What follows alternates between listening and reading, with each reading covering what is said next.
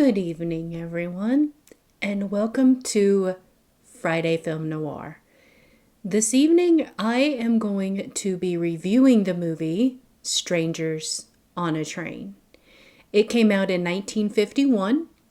It is directed by one of my favorite directors of all time, Alfred Hitchcock. It stars Farley Granger, Ruth Roman, Robert Walker, and Leo G. Carroll, to name a few. Now here is the plot. A tennis star with an uncooperative wife, to say the least, and a wealthy man who wants to rid of his father meet and make a deal on a Washington to New York train. Now here's some notes. This film also stars Patricia Hitchcock, who is the only child of Alfred Hitchcock. She was also in a number of her father's pictures before and after this one. She was an actress and producer. She died August 9th, 2021 at the age of 93. And here is my review. It grabs you from the start, and you can't stop watching. You want to hear more and find out what happens. Alfred makes a cameo, but you have to really pay close attention to see him. You'll recognize Bruno's mother. Love the plot. The acting is superb. The situation with the guy's wife at this time the film was made was very taboo. But that's an Alfred Hitchcock stamp. He loved making movies with shock value. My favorite character in this film is Bruno. Lots of drama and nail-biting suspense. An unexpected plot twist.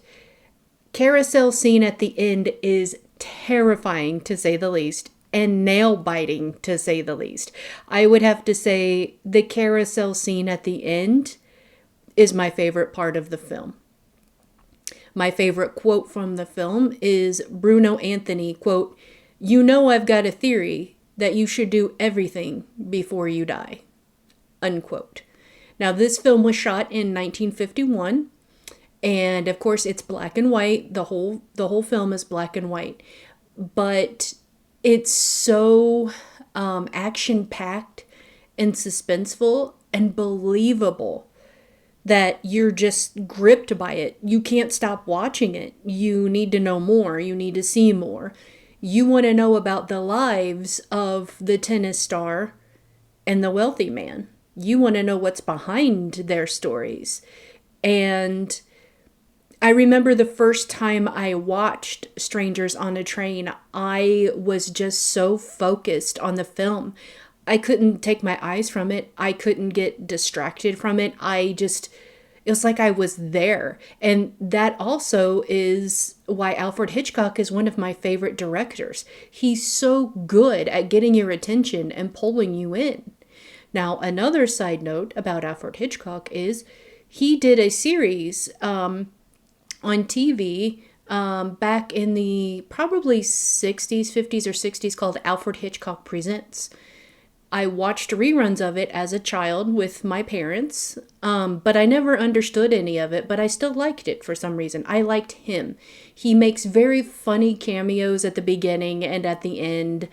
He makes a terrific host, not only an awesome and fantastic director.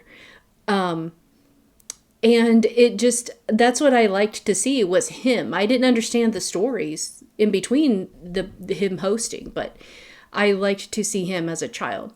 Later in life, I saw that, and this was before you had to have a digital TV where, you used the rabbit ears antennas. That show came out as an adult. It came out again on non-cable channels. And I was able to watch it again, and I showed my husband, and then he became so fascinated by it. And by that time I was an adult and I could watch the stories and enjoy the stories.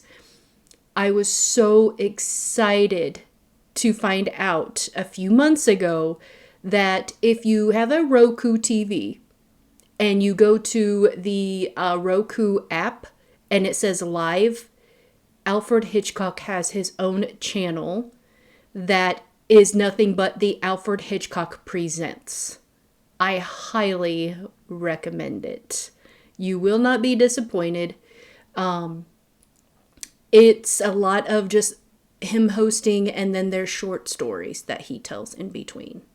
So it's fantastic. A lot of celebrities from the day are in these short stories.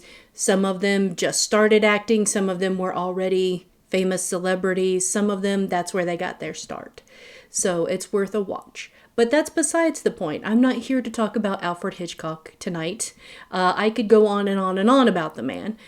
I'm talking about Strangers on a Train, one of his best movie, actually one of the best movies that was made in 1951.